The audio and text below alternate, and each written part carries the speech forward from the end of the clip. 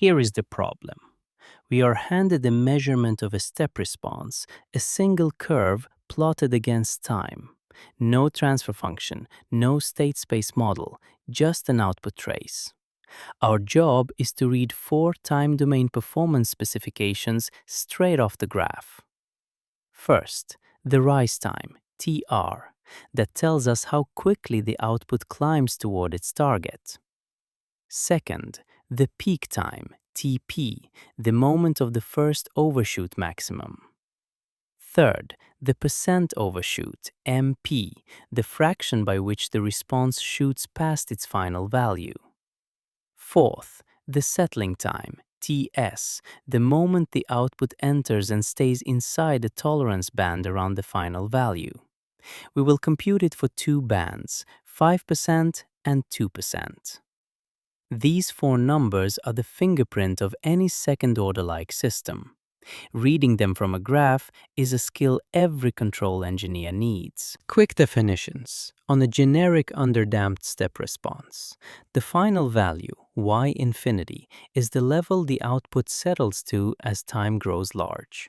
Read it as the horizontal asymptote on the right side of the plot. The maximum value, y max, is the height of the first peak. Rise time, TR, the time the response first reaches the steady-state level. For an underdamped system, this is the first crossing of y infinity from below. Peak time, TP, the time of the first peak. Read off the horizontal axis directly beneath y max. Percent overshoot, MP, the relative amount by which y max exceeds y infinity expressed as a percent. The formula is MP equals y max minus y infinity divided by y infinity times 100%. Settling time, TS, the time after which the output stays inside a tolerance band around y infinity. 2 bands are standard. The 5% band lets the output wander between 95 and 105% of y infinity. The 2% band tightens it to 98 to 102%. 5 definitions, 5 numbers. Now read them off the actual graph. Step 1. The final value and the peak. Look at the right side of the curve. After all the oscillation dies out, the output settles at 100. So y infinity equals 100. Now look at the first peak. It hits 180. So y max equals 180. Plug these into the overshoot formula. MT equals y max minus y infinity divided by y infinity times 100%. MP equals 180 minus 100 divided by 100 times 100%. MP equals 80 divided by 100 times 100%. MP equals 80%. An 80% overshoot is severe. The output nearly doubles before settling. That tells us the system is lightly damped with a small damping ratio. We will pin down exactly how small in a moment. Step 2. The rise time and the peak time. Rise time first. Trace the curve from 0, climbing up. The output first crosses y infinity, our reference level of 100, at approximately t equals 0.3 seconds.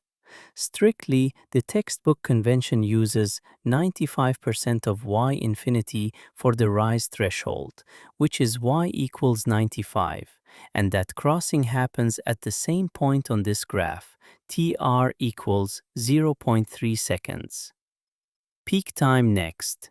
Drop a vertical line from the maximum at 180 down to the time axis. The line lands at exactly t equals 0.5 seconds, so Tp equals 0.5 seconds. Notice the relationship. Peak time is larger than rise time, which is always the case. The output must first reach the final value before it can overshoot it. The gap between Tr and Tp, here 0.2 seconds, is roughly a quarter of the damped oscillation period. That is the fingerprint of a lightly damped second-order system. Step 3. The settling time for both tolerance bands. The 5% band first. Draw two horizontal lines, one at 95 and one at 105. After the first overshoot, the output dips, oscillates, and finally stays sandwiched between these two lines. The first time it enters the band and never leaves is at Ts of 5% equals 1.7 seconds. Now tighten the band to 2%. Draw new lines at 98 and 102, much narrower. The output needs more time to settle inside this tighter window because the oscillations have to decay further. Read off the curve. The final entry into the 2% band is at Ts of 2% equals 2.3 seconds. The pattern is intuitive. A tighter tolerance demands a longer settling time because the decaying oscillation needs more time to shrink. Going from 5% to 2% added 0.6 seconds. These two numbers tell us how long the system needs before it can be considered effectively at rest, critical when designing a controller around dwell time requirements. Bonus step: back out the second-order parameters. If we assume the underlying system is second order, the overshoot and peak time pin down the dampen ratio zeta and the natural frequency omega n. Dampen ratio first. From the overshoot formula, mp equals e to the minus zeta pi. Over root 1 minus zeta squared, we solve for zeta. The closed form is zeta equals minus natural log of mp, divided by root pi squared plus natural log squared of mp. Plug in mp equals 0.8. Natural log of 0.8 is minus 0.223. Square it to get 0.0498. Pi squared is 9.87. Add them, 9.92. Square root 3.15. Numerator is 0.223. Divide, zeta equals 0.071. A damping ratio of 0.071 is extremely low. This is a very lightly damped system, which is exactly what an 80% overshoot tells us. Now omega n. From Tp equals pi divided by omega n times root 1 minus zeta squared, solve for omega n. Omega n equals pi divided by Tp times root 1 minus zeta squared. Plug in, pi is 3.14, Tp is 0.5. Root 1 minus zeta squared is essentially 1, since zeta is tiny. So omega n equals 3.14 divided by 0.5 equals 6.2E8 radians per second. Two parameters, zeta 0.071, omega n 6.2E8. The system is fully characterized, at least to the second-order approximation. Summary. Final value y infinity equals 100. Peak value y max equals 180. Percent overshoot MP equals 80%. Rise time TR equals 0.3 seconds.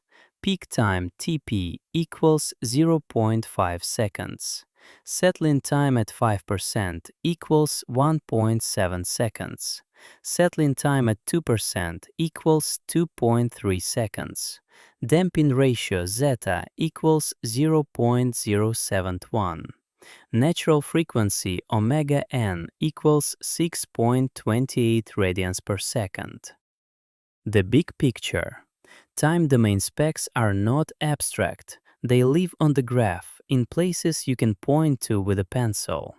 The final value sits at the right edge. Rise and peak times sit on the time axis.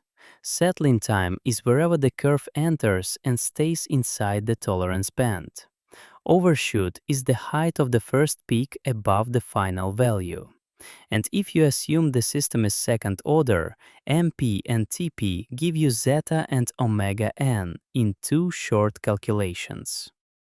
Reading a step response is the bridge from measurement to model, and that bridge is the heart of every control design problem.